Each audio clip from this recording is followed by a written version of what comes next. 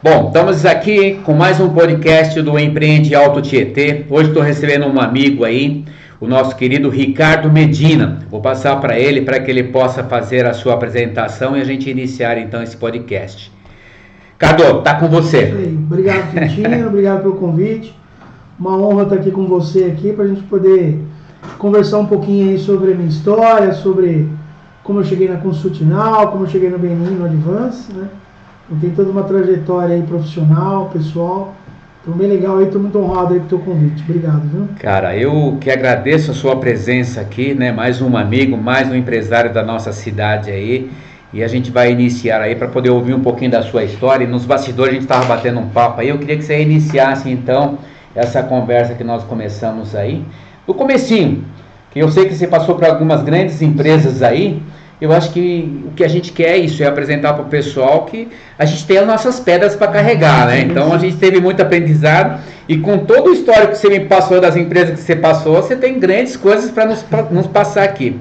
Então agora é com você. Faz aí agora conta um pouco da sua história lá no comecinho. Vou tentar resumir 40 anos agora, né? É verdade. Bom, então na verdade tudo começa com 2013, eu fui office boy de um escritório de engenharia civil em Mogi. Eu sou de Mogi das Cruzes. Foi ali onde eu decidi, falei, cara, eu quero ser esse cara aí, eu quero ser engenheiro, né? Mas aí conversando um pouco com meu pai na época, a gente falou, pô, pai, que caminho? Ele falou, cara, vamos pro caminho da indústria, pode ser engenheiro mecânico, engenheiro eletricista, engenheiro metalúrgico, né? Então o que eu fiz? Eu fiz o Senai, fiz o concurso pro Senai, lá para ajustador mecânico, isso em 84. Aí depois do curso Senai eu fiz o curso de técnico mecânica para poder já atuar na área. E na sequência engenharia mecânica. Então foi tudo nessa batidinha aí. Senai e depois faculdade mesmo, engenharia? Não, o curso técnico primeiro. O curso técnico. Fiz o Senai, o curso técnico eu já trabalhava na época. Eu fiz o curso, o Senai, eu fiz já pela empresa, a antiga lá em Mogi, a Clabin. Hoje é a unidade da Companhia Suzano, que é uma fábrica de papel no Cocoera. Sentido Salesópolis. Então eu já saí do Senai e já trabalhava na empresa. Eu fui direto para a empresa como um ajudante de mecânico de manutenção. Tá, deixa eu só colocar aqui uma coisa. Nós estamos aí perto da mesma idade, né? É incrível como o Senai naquele período era forte, né? Era o sonho de todo jovem fazer o Senai, né? Você ter o Senai era fabuloso. Eu questiono muito hoje em dia. É uma pena que hoje a gente não pode mais... Enfim, função de N regras, enfim, e a gente tem que entender o cenário atual. Mas era o quanto era amadurecedor, o quanto a gente saía maduro do Senai depois de 1 ano e meio de curso. Perfeito. Então você já sai com responsabilidade, já sai com um monte de atribuições e de caminhos que você vai seguir. Então o Senai naquele momento realmente era algo fabuloso, né, para educação, para amadurecimento dos jovens, primeiro dos meninos, né, dos jovens da nossa época. Né? Só mais uma colocação sobre o Senai, que é fabuloso, eu vivi essa história também um pouco aí. Era uma industrialização, né, isso? Porque você fazer ferramentaria era algo assim, era o auge do mercado, né? Ferramentaria era algo, acho que era o processo nossa industrialização, que era muito grande, né? Exatamente. As grandes montadoras, todas as peças que a gente fazia por aí. Então é isso, né? É isso aí. Mas vamos seguir na sua história. Tá, fez Senai, você fez engenharia. Isso. Aí em paralelo eu fui trabalhando já como na Clabin, como eu disse. Aí eu fiz o curso técnico mecânico trabalhando na empresa. Aí quando foi em 88, naquele momento existiam várias greves, as empresas paravam muito por causa das greves, coisa de 20 dias, 30 dias. E a Clabin teve uma greve lá de 30 dias, e quando voltou, houve todo um remanejamento lá, eu infelizmente acabei. Não porque eu fui grevista, vamos deixar claro aí, né? Mas eu era menino do Senai, então precisava cortar custo, então uma mão de obra que os outros não era tão especializado, tão necessário. Tá, gostei dessa palavra, menino Senai. Quantos anos mais ou menos nessa época? Isso eu tinha 18, 19 anos já. Assim, só para uma curiosidade, porque hoje é muito falado, você começou a trabalhar com quantos anos? 13 anos. 13 anos, né? É isso, é o que a gente fala. Hoje o jovem com 16 está difícil de querer trabalhar, vai começar com 21, 22, e olha lá, né? Então eu com 13 anos, eu saía de César de Souza, eu ia de bicicleta até o centro da cidade, que é onde eu trabalhava como office boy do escritório, levava a minha mitinha já almoçava lá no escritório, e 5 horas, 6 horas da tarde voltava porque eu fazia o ensino, eu estava no segundo grau naquele momento, né? Que era Fundamental 1, e estudava à noite, voltava para casa 10h30, 11 horas da noite. Então, e no outro dia, 8 horas, eu estava no escritório, 6h30 não digo, mas 7 horas da manhã de bicicleta, e porque era todo dia, enfim. Nós fazemos grandes jornadas. Hoje o jovem tem muita facilidade, muito direito e poucos deveres, né? Mas vamos seguir então na sua história. Isso. Bom, legal. Aí depois da Klabin eu fui para a Massari, entrei na Massari como já estagiário de engenharia mecânica. Massari Itaquaquecetuba. Massari Itaquaquecetuba. Era carros blindados, era isso? Fazia carro blindado, legal. Viaturas da polícia. Lembro da empresa. Fechou, né? Fechou. A Massari não existe mais. A Massari não existe mais. A empresa de blindagem continuou, eu confesso que eu não sei qual foi o final, como está hoje, mas eu fiquei lá 1 ano e meio mais ou menos, e aí depois de 1 ano e meio decidi empreender, houve uma oportunidade de a gente arrendar uma usinagem naquele momento, e aí a gente arrendou a empresa, eu fiquei lá como um sócio durante 5 anos, isso nós já estamos falando 84, mais uns 10 anos, 93, 94 mais ou menos.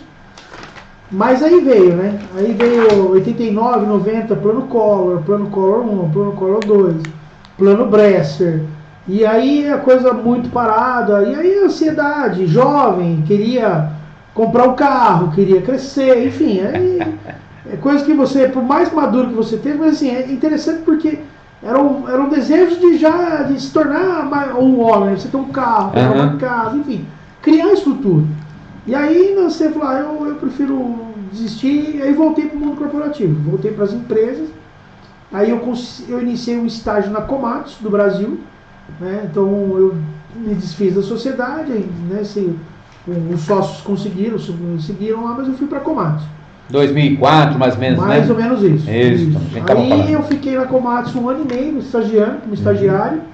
Só que a área que eu estava fazendo estágio era treinamento e publicações. Não era muito a minha praia. Eu era mais o cara do show de fábrica, do cara do dia a dia. Perfeito. Né, de montar máquina, desmontar, ver produção, resultado.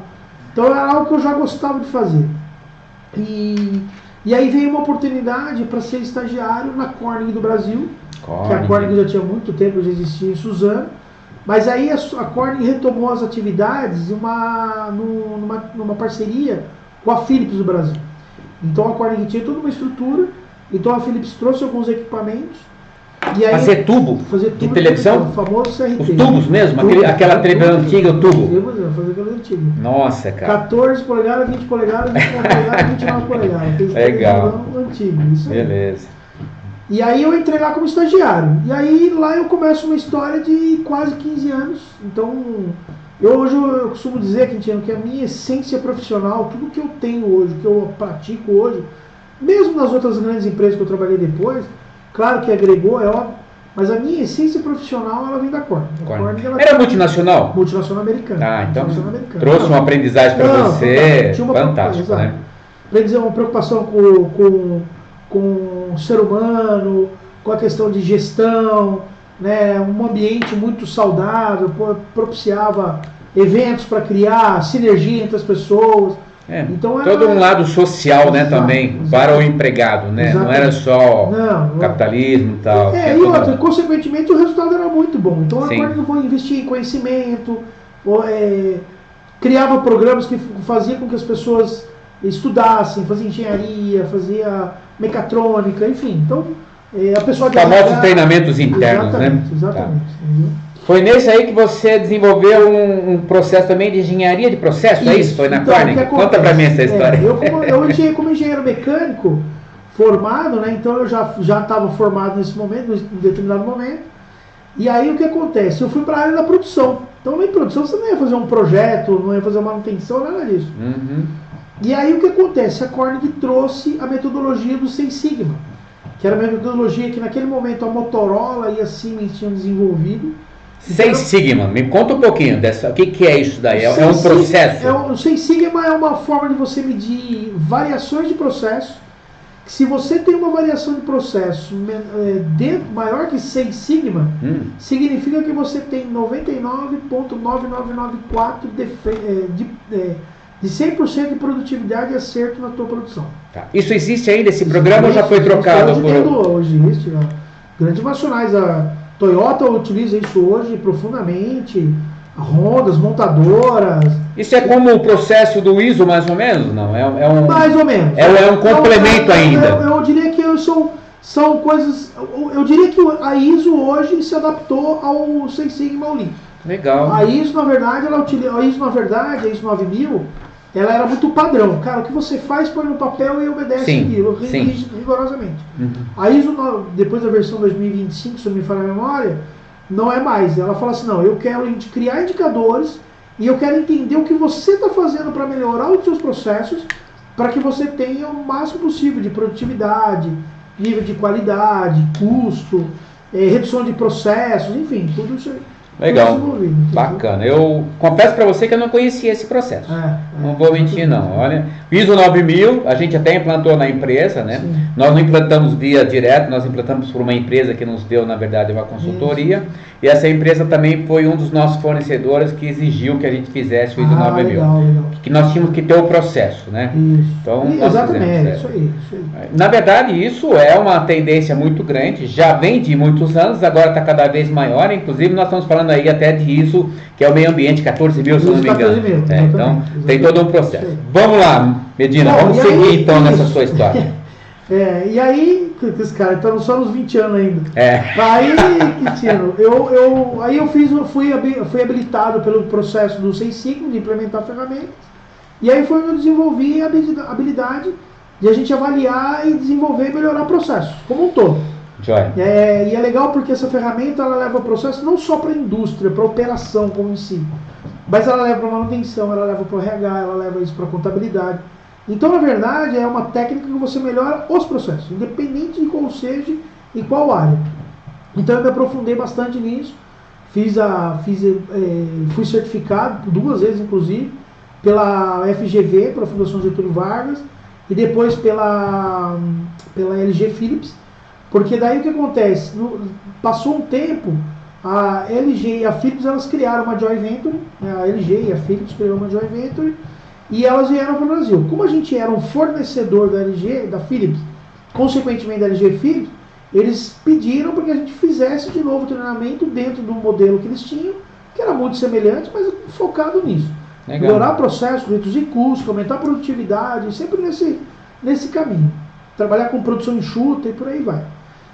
Então eu fui também certificado. Mas aí quando foi em torno de 2004, 2005, o mercado veio com uma mudança, começou a chegar LG, os televisores de LCD, de plasma, e aí não teve jeito. É a alternância da tecnologia, né? Jeito. Isso é algo que tem que estar se renovando, né? Exatamente, e faz parte, acho que é natural. Mas é legal porque a gente passa pelo processo, né, Quintino? E a gente acaba...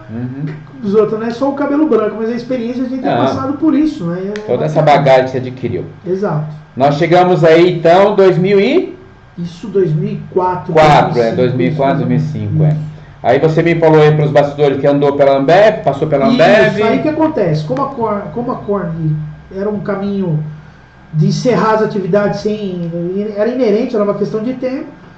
E aí foi muito claro, a diretoria foi muito transparente, falou, cara, quem quiser já ir buscando pode ir, porque vai fechar, isso é fato.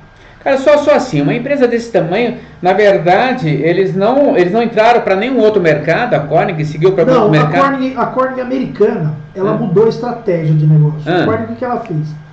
Ela deixou de ser uma fábrica, deixou de ser uma indústria para virar uma indústria de pesquisa. Tá. Então a Corning multinacional, ela existe ainda nos Estados Unidos. Entendi. Só que ela só cria os projetos de tecnologia. Entendi. Aí na hora de produzir de massa, aí ela faz parcerias. Não, legal, bacana. Só para entender. Legal, porque é difícil entender isso, né? Porque é uma empresa nessa. Legal, bacana. E a Fechamos Corning. E a Philips, consequentemente, foi para o produto LCD. Tá, LCD continua. Isso, exatamente. Então nós vamos agora a Ambev, né?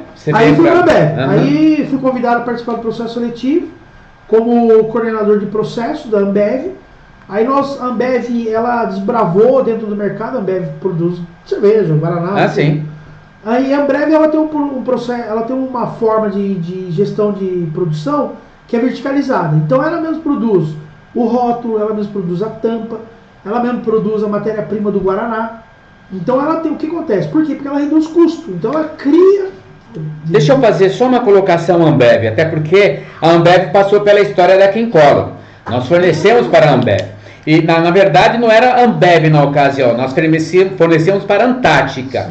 Que aí depois houve uma união, se você puder até me ajudar, de cervejarias, e aí criou-se o Grupo Ambev, não é isso? Então, só se você conseguir me colocar essa postura realmente... Não, perfeito, é isso mesmo. O que acontece é que o Paulo Alemão, o Sucupira e o Marcel Teles, que eram donos do 3G, não são donos do 3G, eles compraram a Brahma, depois da Brahma a Antártica, e aí a Skol. E aí eles criaram a Ambev, que é a América. Então é isso, eu passei por esse processo que eu te falei. A gente atendia a Ambev na ocasião. Isso, então inclusive a fábrica, eu não sei hoje em dia, óbvio, né? Mas eu não sei, mas a fábrica de rótulo, das rótulos da garrafa, naquele momento era inclusive na fábrica da Moca, que era a Antártica. Eu não atendia os rótulos, porque aqueles rótulos a gente chama de lambe-lambe na ocasião e tudo. Entendi. O meu é rótulo autoadesivo. Você sabe que eu atendia? Eles forneciam um tipo de um produto para o McDonald's, que eram uns sacos lá, e era o Guaraná, refrigerantes em geral, e aí a gente fazia o rótulo daquela embalagem. Que é para as máquinas. Que é para as máquinas, eu não sei qual é, para aquilo lá. Forneci muitos anos para eles. Foi um grande avanço para quem corre no período. Saudade. É isso aí. Bom, vamos seguir a sua conversa. Aí, Quintino, eu fiquei um ano na Ambev. Aí a fábrica foi no Rio de Janeiro, então eu quebrei um paradigma que eu tive que sair, tive que mudar para o Rio. A fábrica de 164 milhões de reais naquela época, uma máquina extremamente automatizada.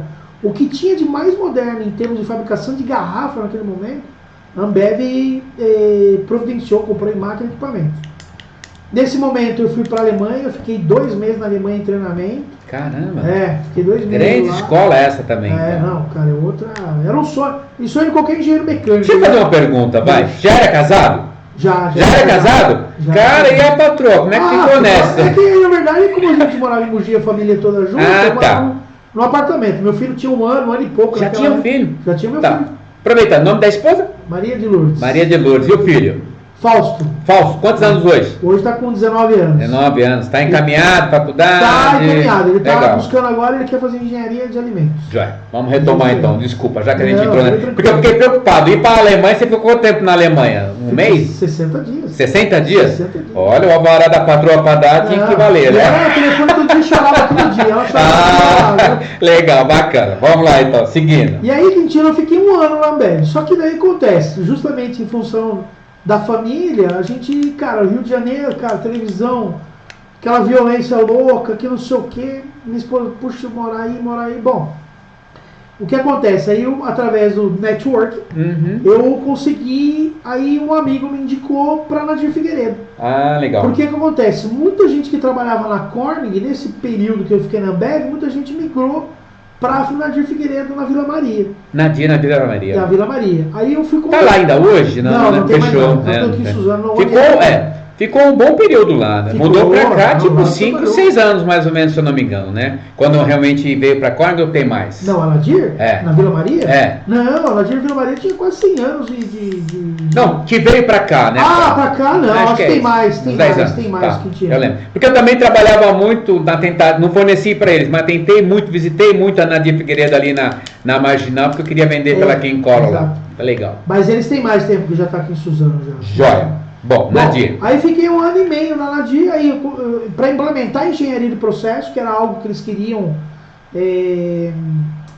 desenvolver dentro da fábrica, com análises, com gráfico, enfim, buscando produtividade, redução de custo, redução de perda e por aí vai. Bom, e aí eu fiquei lá 1 ano e meio. Como eu estava na Ambev... 2011, mais ou menos, nós estamos falando? Por aí. Né? Legal. Isso aí. Aí como eu estava na Ambev, eu, na verdade, no momento decidi em sair, porque a minha esposa não queria morar no Rio. E eu falei, cara, não dá, eu aqui sozinho. Você fazia a ponte aérea que nem chama? Eu não, final de semana você voltava? Na verdade eu ia de carro, eu ia no domingo de noite, aí eu tinha eu aluguei um apartamento junto com um amigo no Rio, aí eu ia domingo à noite, ficava a semana inteira, na sexta-feira eu saía da fábrica da Ambev. A fábrica da Ambev é em Campo Grande, ali perto do Seropédica, então era no comecinho da Dutra, já na saída da Dutra. Então eu saía da fábrica, Mogi das Cruzes. Cara, se eu saísse 9 horas, 10 horas, 8 horas, 5 horas, eu vou embora pra casa. Aí eu vinha, ficava sábado e domingo, domingo eu voltava pra lá. Loucura.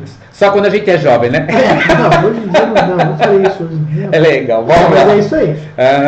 Bom, Cristina, aí, consegui na DIA, aí eu, nesse processo, meus currículos ficou por aí no mercado, aí, depois de 1 ano e meio, mais ou menos, a Mabesa, que era um grupo que fabricava fralda, em Mogi das Cruzes, era onde tinha uma fábrica em Mogi, me chamou para o processo seletivo. Aí, por coincidência, o cara que era supervisor da manutenção tinha trabalhado comigo na Corning, o Charles. Daí eu liguei pra ele, falei, pô, Charles... De novo a rede, né? A rede network. Exatamente. Pô, Charles, tô me ligando aqui da Mabesa, é isso mesmo? Falei, ô, Vandinha, mas ligaram pra você, pô, ligar, puta, cara, que legal, peraí que eu já vou conversar com o pessoal. Mas enfim, passei pelo processo seletivo e fui contratado como engenheiro. E foi bem interessante, porque quando eu fiz o processo seletivo, eu falei pro diretor na última entrevista, falei, cara, eu não sei não, como é que você acha que vai conseguir contribuir? Eu falei, cara, eu vou dizer uma coisa pra você, eu não conheço nada de fralda, eu conheço muito de vidro, de fabricação de vidro. Mas conhece de processo. Mas eu falei, cara, entender o processo, como faz, eu fiquei tranquilo. Eu falei, cara, mas eu preciso de alguém pensando fora da caixa. Então eu preciso trazer alguém fora do mercado para entender, para poder melhorar isso aqui, cara. Porque está muito nas minhas soluções e eu não consigo melhorar. Então foi bem legal, acho que foi bem bacana isso. Aí em 2011, 2012, entrei na Mabesa.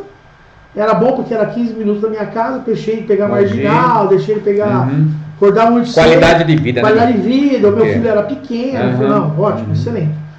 Então eu entrei lá em 2010, 2011 mais ou menos, e aí o que acontece? E aí pra mim, cara, agora aqui tá tranquilo, vamos seguir a vida, tá tudo certo.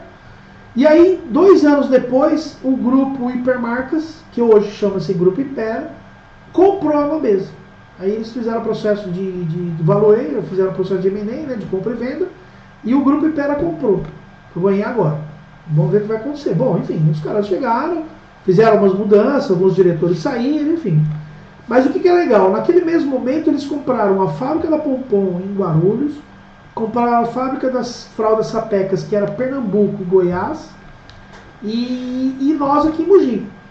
Caramba, os caras vieram forte, hein? Queriam o mercado mesmo, né? Poder farmacêutico que eles compraram, fábrica de... Eles que são da Neo, é isso? Não? Isso, eles hoje são o grupo da Neoquímica. É hoje o Neoquímica? O grupo Neoquímica pertence ao grupo Hipera, é isso aí. Caramba. Que é uma farmacêutica de Anápolis, forte em remédios...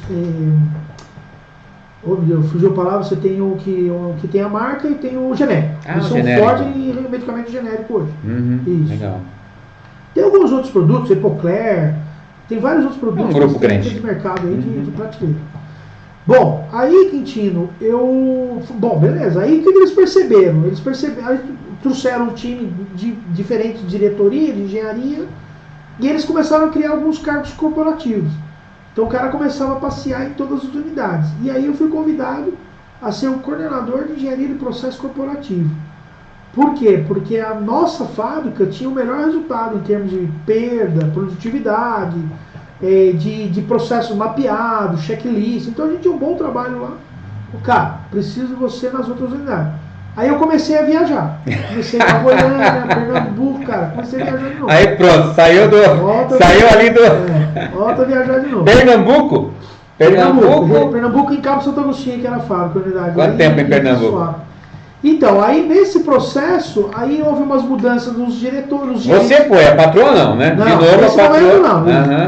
Aí teve uma mudança nos cargos de direitos industriais, e aí o meu diretor me convidou para ser o gerente industrial da fábrica de Pernambuco em Cabo Santo Agostinho. Tá, naquele primeiro momento você foi para conhecer e passou lá um período. Eu fiquei viajando só para você multiplicar os processos. Entendi.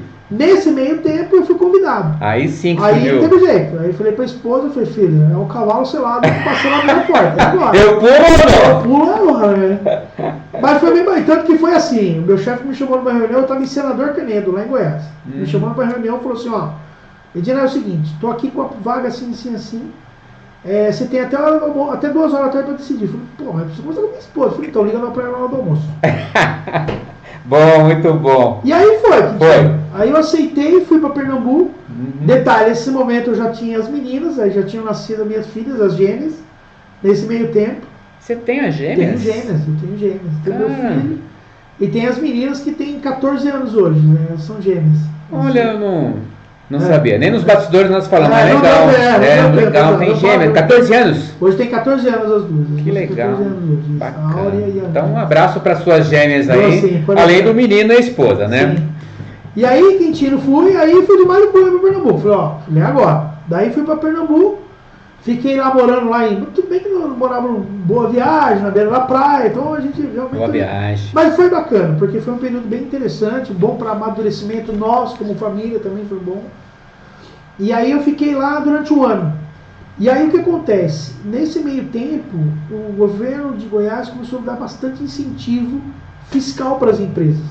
E aí a Hipermarcas, como originalmente ela vinha da Arisco, ela já vinha, o dono já era dono da Arisco, ele era de Goiás, cara, quero trazer para cá. Aí Senador Canedo montou uma mega empresa lá dentro, tinha 4.200 funcionários no mesmo local. E fazia de tudo, pasta de dente, fio dental, fralda, desodorante, enfim. Então todos os produtos que faziam em todas as fábricas se concentrou num lugar só. Houve um período aí, eu não sei mais ou menos que data que nós estamos falando, que eu me lembro, que houve uma ascensão muito grande das empresas montarem suas unidades no Nordeste, né? 2000, De novo, eu pela Quincolo tinha uma empresa muito forte também, que era o Alpargatas, e eles mandaram uma unidade lá foi para Pernambuco mesmo. Alpargatas que hoje tem em Cabral, no Ceará. No Ceará. Eu sei que ela foi para o Nordeste e a gente perdeu algum ticket também disso aí por causa desse processo, mas... No meu modo de ver, hoje nós temos um processo muito complexo, né? Não estou nem falando de política, porque muitas empresas que foram para lá estão tendo muita dificuldade de mão de obras, né? Por causa de muito assistencialismo governamental e tudo, a pessoa não quer trabalhar muito, não. Mas é isso, são tendências do período, né? Vamos lá. Bom, e aí decidiu ir fechar a fábrica em Pernambuco, eu participei de todo o processo, falei, não, fica tranquilo, você vai fechar a fábrica e você vai para Goiânia. Então isso em 2013, isso já tenho mais certeza, em 2013 eu mudei para, não mentira, 2014, nós mudamos, porque depois fiquei um ano em Pernambuco, em 2014 mudei para Goiás, e lá eu fiquei 14, 15, 16, trabalhando na Ipera, aí já Ipera, né, na fábrica de fraldas. Goiás, mas aí dessa vez você ficou lá 3 anos, a patroa foi? Foi todo mundo. Tá, foi todo mundo. Tá. Foi adaptação muito difícil, né? Foi tranquilo. Goiás? Sabe por quê? Porque na verdade a gente tem uma amiga lá, a Adriana, amigona da gente lá, que ela é de Mogi e morava lá. Já morava de novo network. De novo network, pois é. E aí a Adriana, ela fez todo um acolhimento. Uma receptividade, né? Já conhecia todos os processos. Isso para a esposa é muito bom, ter uma mulher também ali. Perfeito, não, compreendo isso daí, legal. Seguindo 2 anos, Goiânia. Isso, aí em 2016... Também uma grande escola? Foi uma grande escola. Uma grande escola. Grande escola em termos de gestão. Porque estado você passou Rio, passou Pernambuco e Goiânia. Conheceu aí as suas universidades no convívio do dia a dia, né? Exatamente. Legal, bacana. E aí, Quintino, quando a gente chega em 2016, vem a crise, impeachment da Dilma, o mercado parou, aí houve um processo de dolarização. Quem cola nesses 32 anos que já passou por processo também. Tá explicado esse cabelo branco aí, que não tem, né? Imagina, ainda como empreendedor ainda. Daí em 2016, 2017, houve todo aquele processo, crise econômica, e aí a Hipermarcas decide em vender as divisões de fralda, a gente chama de descartáveis, né? E aí começa-se um processo de redução de custo. E aí, enfim, acabei perdendo o emprego nesse momento. Bom, e agora? Comecei a procurar. Fase da idade mais ou menos, esse período? Acho que tem uns 10 anos, uns 43, já 44 ali. anos, 45 legal. anos. E aí, Quintino, eu consegui. Aí eu tenho um amigo que era diretor do Butantan, mandei o currículo para ele, ele foi para Butantan, Fundação? Fundação Butantan. O Butantan ele tem o Instituto Butantan, que é o público, que é o centro de pesquisa, e a Fundação Butantan. A Fundação Butantan é um órgão de apoio ao Instituto Butantan. Então ali você não precisa, por exemplo, contratação é CLT, mas é regido por normas da Lei 8666 que prevê toda uma gestão pública, né? Então, tem uma forma de tratativa um pouco diferente do que é uma empresa normal. Sim. Mas enfim, funciona com metas, com desafios, com desenvolvimento, por aí vai. Daí eu fui contratado para assumir engenharia de projetos e engenharia, eu fui como gerente de engenharia e manutenção do parque. Então eu cuidava desde da trava da porta que não funcionava, equipamento de alta, vamos dizer assim, de alta demanda técnica, de, por exemplo, reator que girava 25 mil RPM, importado. Então eu cuidava de todo o parque. Eu tinha 148 técnicos sob a minha responsabilidade no parque na Fundação Butantan. Tinha 7 coordenadores que trabalhavam comigo, cada um cuidando de uma área, né, elétrica de alta, de média, sistemas de ar-condicionado, que é super importante numa indústria biofarmacêutica, na verdade. É mais rigorosa até mesmo que uma farmacêutica. Então eu assumi essa função em 2017, comecei em janeiro de 2017, na verdade. Quantos anos na fundação? Eu fiquei até 2020. 20? Aí, mais 3 anos? Mais 3 anos, isso. Aí dia 20 de junho de 2020, em plena pandemia, no auge da sua pandemia. Plena pandemia mesmo, 2020, né? 2020. Porque é isso, a pandemia foi mais ou menos março, né? Março. Isso aí. Você tinha sido dispensado da fundação? Aí houve umas mudanças de diretoria. É um órgão público. Sim, órgão público, entendi. Faz parte, né? Enfim, mas tudo bem. Não. Aí o choque. Pandemia, o país entrando numa... Pois é. Eu vou te confessar assim, eu naquele dia eu voltei de trem para casa, porque foi 10h30, 11 horas da manhã que aconteceu isso. Eu liguei para minha esposa, eu falei assim, ó, tem uma notícia muito boa que aconteceu, eu acabei de ser demitido. Eu falei, mesmo? O que será? Eu falei, não sei, não entendi ainda, mas ok. Na verdade a gente já sabia mais ou menos o que estava para acontecer, mas enfim. Aí eu vim no trem, aqueles caras, né? Peguei o trem vazio, porque o plano é minha, que tinha. Confesso que eu vim em alguns momentos chorando. Eu imagino, cara, o baque, né? Porque você estava entrando num processo aí de crise no país, imagina. E era assim, que eu já tinha como visão, cara, era o meu último emprego. Minha ideia é ficar lá até aposentar. Ah, então peraí. Aí já começou a nascer o empreendedor mesmo, no sentido de quero o meu negócio agora. Cansei de ser. E era assim, era o segundo baque, e é duro, né? Assim, parece muleta, mas quando você vai assumindo funções mais estratégicas, não tem jeito. Sua visibilidade aumenta, cara. E aí eu falei, poxa, mas de novo, cara, eu vou ter que buscar outro emprego, correr atrás de novo. Falar, não sei se eu quero mais isso. Bom. Resumo, peguei lá 2, 3 dias de chorar na cama, falei, chega, levanta a poeira, sacode a poeira, volta por cima. Não tem o que fazer, tenho família, tenho tudo, né, meu? É por aí o pensamento. Quer saber, né? Quer saber. E aí, Quintino, comecei a procurar emprego de novo. Aí contratei uma empresa para me ajudar a consultoria de recolocação. E aí comecei a procurar. E aí, quando chegou em outubro, eu tenho um amigo, o Valcir, que é amigaço da gente hoje, que tinha trabalhado comigo na Corning e já estava fazendo consultoria. E aí, aquele negócio de mudar, de enviar currículo, eu mandei pra ele. Falei, pô, Edina, o que você tá fazendo aí? Falei, cara, tô aqui acalmando a minha esposa pra não me jogar do segundo andar aqui, porque pensa, homem em casa. Deus me livre. Aí ele falou assim, cara, eu vou fazer um trabalho numa empresa de TI em Moema, quer me ajudar? Eu falei, puta, mas TI? O que eu conheço de TI? Não. Cara, vem. Eu falei, tá bom. Pai até, que tinha muito mais para sair de Qual que é o nome desse anjo de Salvador, hein? Valcir. Um abraço pro Valcir, né? Valcir e é legal porque, claro... Rapaz, eu imagino a sua coisa, sabe? Valcir isso... Faz tempo que a gente não conversa pessoalmente. Beleza. Mas é um cara fantástico. Valcir Bom, legal. É muito legal. Foi fazer essa prestação de serviço. E aí fui fazer consultoria. Pegamos logo outubro, novembro, eu falei, pô, mas o que eu entendo? Eu falei, vem comigo, relaxa. Chega lá, Quintino. Organograma, atividades, rotina, desenvolver o que cada um faz, a função de cada um, política de comissões, de vendas. Então eram coisas que não eram no técnico do que eles faziam, né? Porque era uma empresa de software de cofre digital. Então, por exemplo, Açaí, grandes supermercados usam esse cara como um cofre digital. Vai o dinheiro para esse cofre, eles fazem um fechamento, igual tinha o cofre no passado, esse cara é digital. E aí depois foi pro banco. E aí quando fizemos o trabalho, ficamos lá até comecinho de dezembro, se não me falha a memória. Eu falei, Medina, eu combinei esse valor com o menino, assim, e tá aqui o seu. Que era 25 ou 30% do valor. Quando eu olhei, eu falei... Você não tinha combinado o preço com ele? Pô, eu vou dar uma força. Era o fato de eu sair de casa para tomar um café. Entendi. Para poder... botar a cabeça, tirar, limpar um pouco, né, a mente. Exatamente, para até mesmo oxigenar. Eu estava muito naquela coisa, eu tinha criado uma rotina dentro da minha casa, e assim, eu acordava às 6, 6 e meia, ia para a praça fazer uma caminhada, um exercício, voltava, levava as crianças no colégio. Que colégio? Nada. Eu ligava o notebook para eles, porque não tinha colégio, nada. Isso eu fazia lá em Goiânia. Aí ia para um quartinho, eu tinha um escritóriozinho na minha casa, ligava o notebook lá e ficava procurando emprego, fazendo artigo, fazendo aquilo que a consultoria recomendou para eu poder ser recolocado no mercado.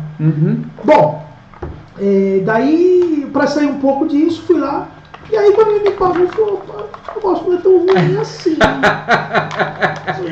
Peraí, né? Um pouco aí. Aí foi onde eu comecei a pesquisar sobre consultoria, como fazer. O Valcir, na verdade, eu confesso que a gente precisa atualizar as nossas atividades hoje. Mas o Valcir, na verdade, era um consultor, mas era um freelance. Então tinha algumas consultorias que ele já tinha algumas parcerias e ele prestava serviço. O cara fechava o contrato e chamava o Valcir para poder apoiar. Aí eu falei, cara, eu vou começar a olhar. Tanto que quando eu fui comprar a Consultinal, eu chamei o Valcir para ser sócio na época. Chegamos então nela, Consultinal. Aí quando chega em novembro, dezembro de 2020, eu começo a olhar a consultoria, cheguei na Consultinal, que é de Mogi. Tá, assim, para entender de novo, tá? Consultinal é uma franquia. É uma franquia. Tá, Isso, eu confesso que quando a gente bateu um papinho, eu achei que era uma empresa aberta para você, mas Não, na verdade você já franquia, comprou isso. uma empresa de consultoria, né?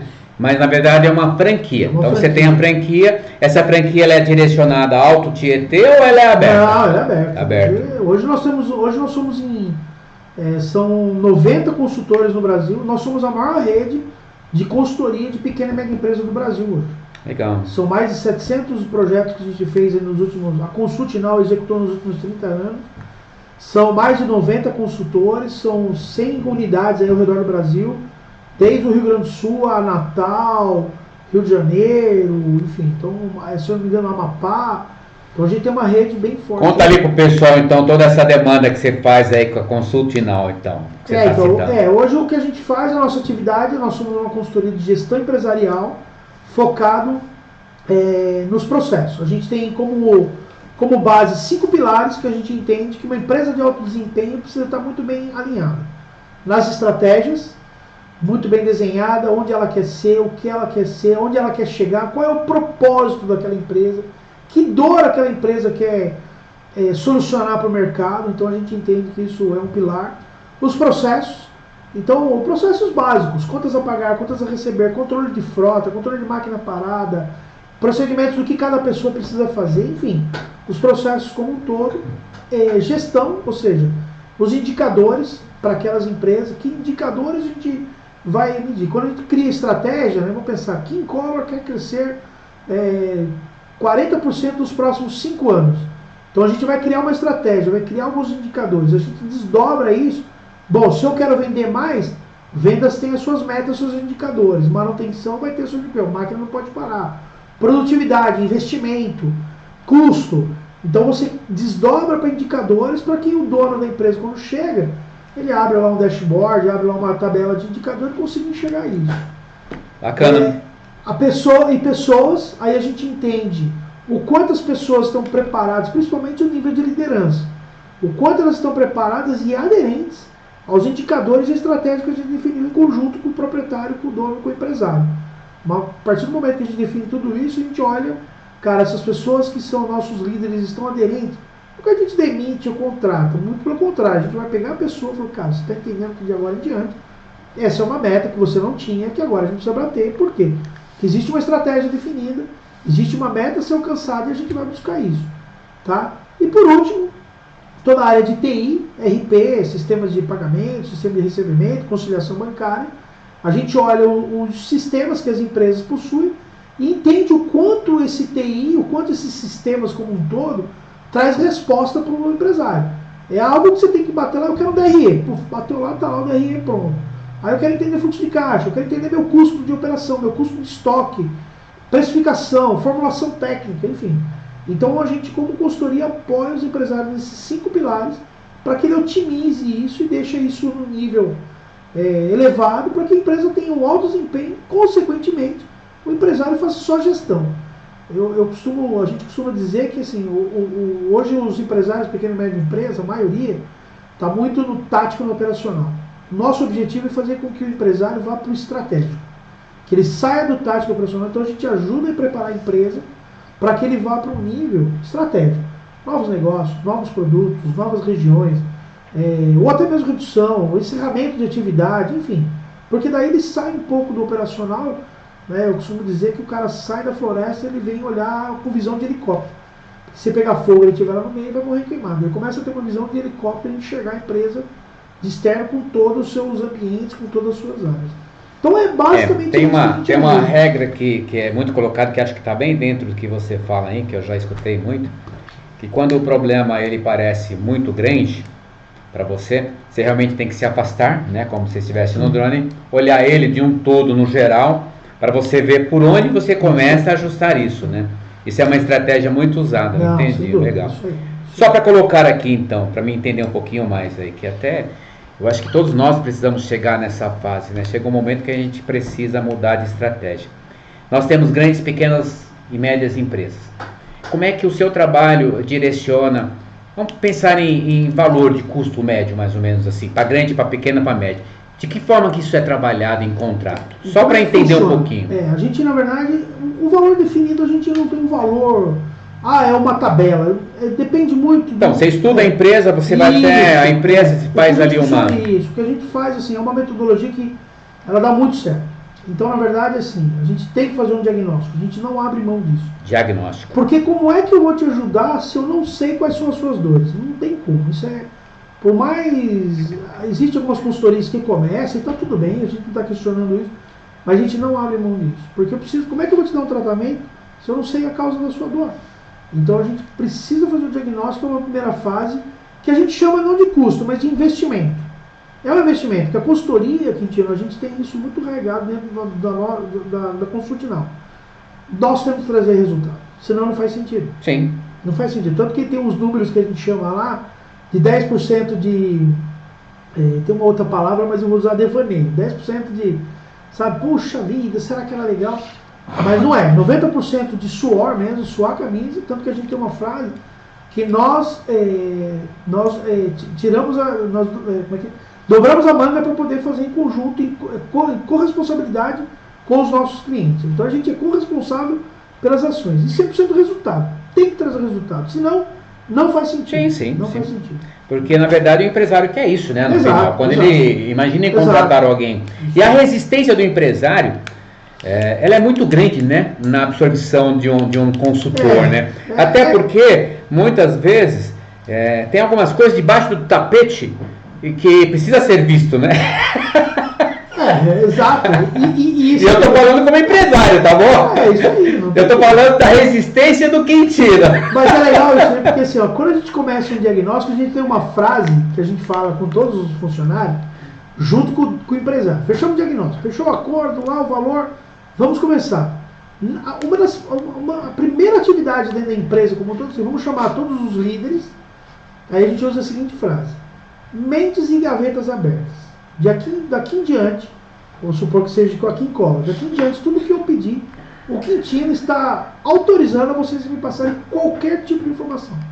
Tá claro isso para todo mundo? Alguma dúvida? Então isso é legal. E óbvio que a gente tem a confidencialidade de números sensíveis, a gente se cuida. Tem uma preocupação com o LGPD, a gente tem todo um trato em cima disso, obviamente.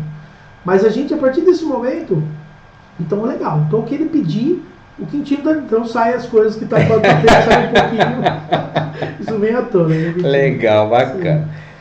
Sim. Joia, cara, muito bom saber aí desse parâmetro aí da sua atividade hoje como empreendedor, tá? Mas vamos seguir um pouquinho aí.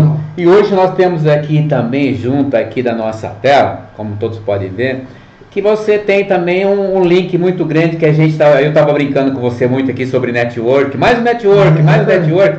E nós temos aí o famoso BNI Auto Tietê Advance, tá? No qual hoje você tem a honra, eu sei disso, que é um trabalho também, que é todo um direcionamento, ser presidente BNI. Sim, sou presidente hoje do BNI. Chegamos hoje ao BNI. Vamos falar um pouquinho do BNI, porque isso é um grande aporte, um grande apoio também para o empresário, né? Sim.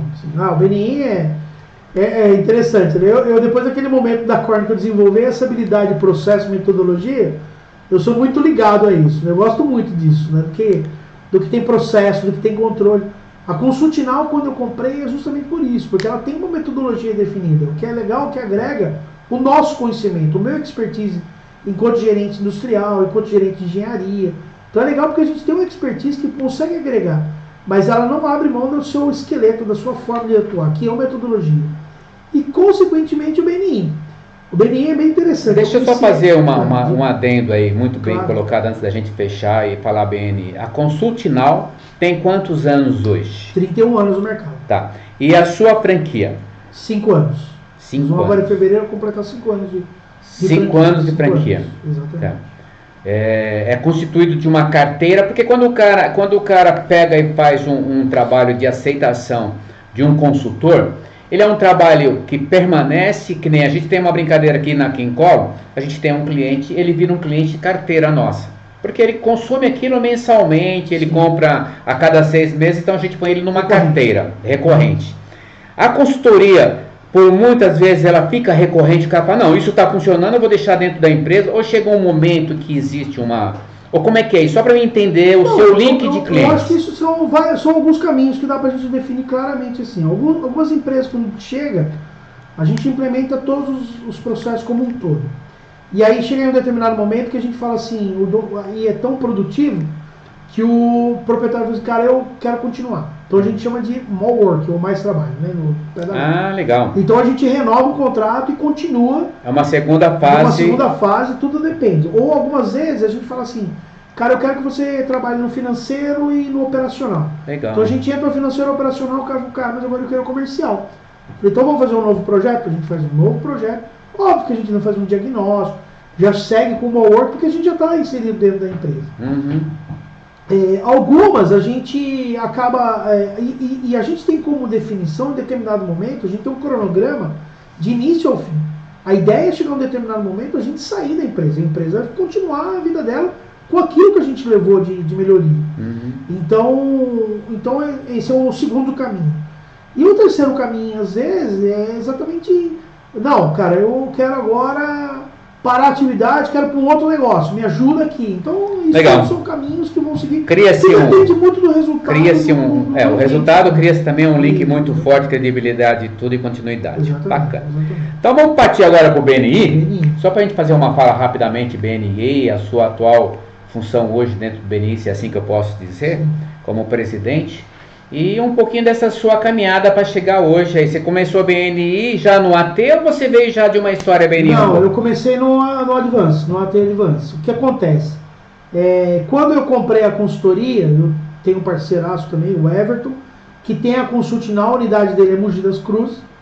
E ele falou, cara, tá abrindo um grupo em Poá. Tá tendo um grupo... Por que acontece? Bem claro para quem está nos assistindo aí, AT Advance é um grupo em Poá. Em Poá, tá, exatamente. Beleza. Está aberto para quem quiser fazer visitação, para quem quiser conhecer um pouco do processo. Sim. Eu conheço, já fiz várias visitas aí, eu super indico. Exatamente. Então, na verdade, acontece que quando eu comprei a franquia, né, que eu fechei o contrato da franquia, o que acontece? O meu networking era um networking dentro das empresas. Então eu tinha muitos fornecedores, mas, cara, multinacional, fornecedores de outros. E agora? Eu preciso ampliar o meu negócio. Eu não tinha conhecimento de pequenas e médias empresas, desse mercado que é o nosso foco hoje como cliente. E agora? Como é que eu vou fazer isso? Aí veio o BNI. E o BNI eu conheci de uma forma interessante. Eu conheci procurando emprego, na verdade. Porque em 2020, quando eu perdi o emprego no Butantan, eu tenho uma amigona que é do Prisma. Daí eu mandei o currículo para ela, você não quer participar de uma reunião do BNI? Era tudo online naquela época da pandemia. Sim. Aí eu participei online, numa sexta-feira, que é o do Prisma, de Mogi. Falei, caramba, que negócio legal, né, cara? Tem metodologia, tem meta, tem tudo. Mas até aí passou. E aí eu fiz, o que eu fiz? O Palomar estava formando esse grupo, era um grupo de formação em Poá. E eu falei para ele, cara, eu quero entrar, quero participar. E justamente para poder ampliar o meu network enquanto pequenos e médios empresários. Chegar em caras assim como você, como outros empresários. Falei, então vem para cá. Como a Consultinal já era membro do padrão, que era em Suzano, que é o Everton. E aí eu entrei no BNI. Então eu sou membro fundador do Advance. Comecei como membro normal lá, como membro, mesmo porque tem uma diretoria, pessoal mais experiente, de outros grupos. E eu estou indo para o meu 4º ano agora em fevereiro, também por coincidência em fevereiro vence já a minha afiliação, que é o 4º ano. Muito provável eu vou renovar de novo. E vou continuar porque, cara, hoje 80, 90% dos meus negócios são oriundos das referências do BNI. Cara, que legal. Então, isso para mim é fantástico a ferramenta. Isso que eu ia colocar, uma grande ferramenta para o empresário, né? Tem os seus custos, mas na verdade o que a gente deve levar em conta é que lá na ponta, no final, não é custo, é investimento, né? Isso aí.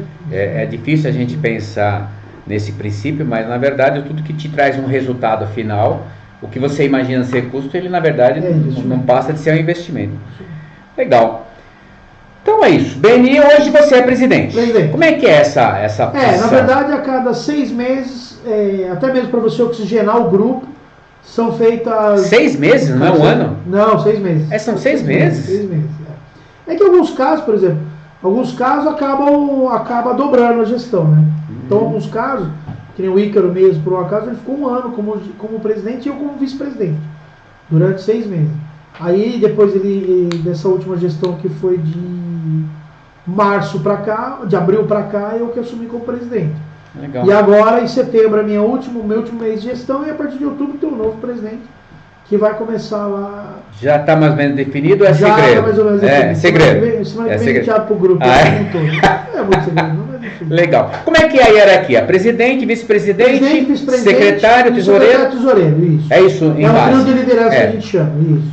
Aí vem os coordenadores, anfitriões, mídias, comunicação, mentoria, afiliação, timekeeper, reconhecimento e performance. Então são 8 ou 9 cargos de coordenadores.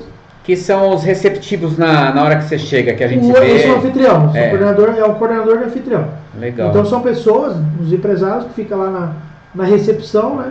Como eu brinco até na reunião, que dá o belo café da manhã, muito bem receptivo. A gente quer, inclusive, agradecer hoje como um administrador do Rotary Clube de Ipuá. Vocês são grandes parceiros lá, a gente tem a alocação do nosso espaço, que foi um trabalho de 2 mãos, né, como diz o outro.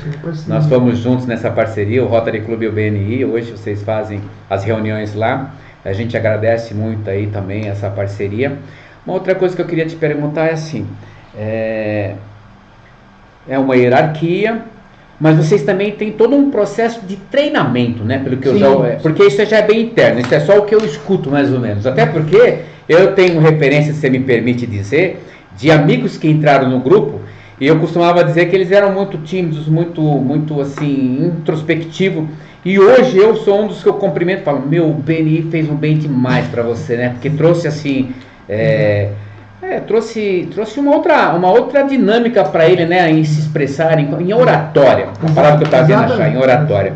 É um processo realmente de treinamento que vocês fazem, né? Constante. Além do que, nas visitas que eu já fiz, vocês têm aqueles 30 segundos, né, para o cara falar do seu negócio. Para apresentar a empresa. Mas isso é um tópico muito bacana que eu já vi, mas você tem todo um processo de treinamento. Isso é o quê? Em rede? Isso é num tipo de uma plataforma que vocês têm?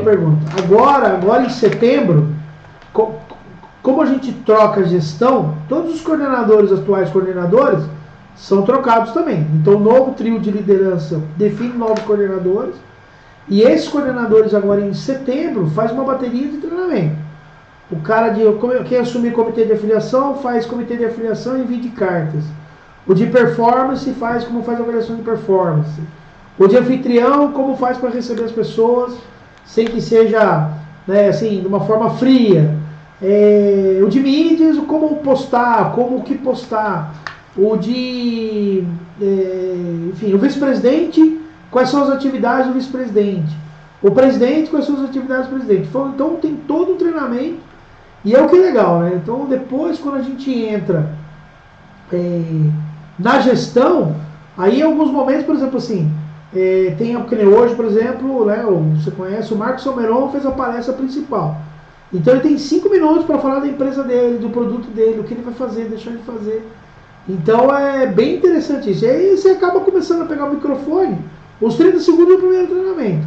Aí você começa a perder a vergonha, né? Você começa a ficar mais solto, começa a ser como é que dizer assim, ficar mais relaxado, vamos dizer assim, como um todo, né? É isso, basicamente. Legal. Ricardo, Uma alegria enorme receber você aqui, muito legal, tá bom? muito Fiquei legal. muito feliz aí. Você vê como é legal, a gente traz a perspectiva de conhecer a história do empresário. Maria Design, grande parceira. Aqui são alguns parceiros, eu estou colocando a tela aqui, que tá todos os nossos patrocinadores aí do nosso 7º encontro, que é o que eu vou falar um pouquinho aqui. Só nessa tela aí tem 2 membros, um membro. 2 não, 3, né? Membros, né? Não, ex? 3 tem ex aí? Tem 3, ex. Entendeu? Perto, a Maria Design. O Ricardo não tá mais com vocês? Não, nem o o representante? Tá querendo voltar. Voltar, a Maria Design saiu, né, recentemente, ela teve uma complexidade um pouquinho, mas está reformulando todo o processo. Exatamente. Hoje nós temos o Ivan, que é da Levan. Eu sou o Ivan. O Ivan da Levan, o Biodigital, que é o Wellington. O Wellington, isso aí, são 2 membros do grupo, isso aí. São eles, tem inclusive, 2 hoje membros. a gente conversou lá e depois a gente vamos dar uma alinhada pra gente patrocinar isso também. É isso que eu ia... Você chegou onde eu queria chegar, hein? Já tem resposta, gente. Em parceiros com parcerias, eu falei, bom, mas é isso, mais uma honra realmente receber você. O que tem me trazido de grande alegria para esse podcast, verdadeiramente, é que a gente no dia a dia, a gente conversa, a gente tem relacionamento, a gente bate papo, mas a gente não consegue fazer isso que a gente fez hoje. Antes de você chegar aqui, antes da gente iniciar, nós ficamos aqui nos bastidores, batendo um papinho, e eu consigo realmente saber a trajetória e a história, né? A gente faz as anotações aqui pra gente levar no tópico, mas, cara, como é bacana conhecer a trajetória de cada empresário que hoje a gente se relaciona, né? Porque a gente sabe, assim como você também deve saber, a King Colo não chegou aqui, apareceu daqui, nasceu e acabou. Eu tenho uma história de King Colo que uma hora eu preciso contar também, eu vou ter que trocar de lugar com alguém. Eu vou contar essa história que eu faço muito gosto de contar, porque é uma história também bacana, de superação, de luta. E isso que eu busco nos empresários que a gente recebe aqui, cara. Então, uma alegria. Fiquei muito feliz de saber da sua história, da sua trajetória, as grandes lições que você teve nessas empresas grandes aí. E hoje parabenizo você por empreender no seu negócio, tá bom? Eu que agradeço, Quintino. Muito obrigado pelo convite. Muito bacana, de uma forma muito tranquila aqui de a gente contar um pouquinho da nossa história e resumir esses 40 anos aí, basicamente. Legal, bacana. É isso aí que a gente quer mesmo. Então, eu vou passar aqui para geral novamente e dizer o seguinte. Senhores empresários, estamos aí com o 7º encontro de empresários que vai acontecer dia 11 de novembro, 11/11. Ele é das 8 da manhã até as 18 da tarde. Depois a gente fica lá batendo um papinho, conversando, um café da manhã. Na hora do almoço nós temos os lanches. À tarde nós temos mais um café. Muito network, que é o que eu estava brincando aqui. Além do que você passa um dia tranquilo, sai um pouquinho da sua rotina para você poder ver tudo do alto, né, como dizemos a ele. E aí bater papos com outros empresários que têm suas dificuldades, suas dúvidas também. Então, convido vocês todos para estar no nosso 7º encontro. Já agradeço o BNI aí para estar conosco nessa parceria também aí. Obrigado, viu, Ricardo? E convido quem queira, na verdade, nós ainda precisamos de pelo menos mais 6 a 7 patrocinadores para que o evento seja oficializado. Porque aí eu vou atrás de palestrantes e tudo. A gente já tem alguns aí, mas eu não anunciei. Porque eu preciso fechar um número para que possa ser viável o nosso encontro. Forte abraço para vocês mais uma vez.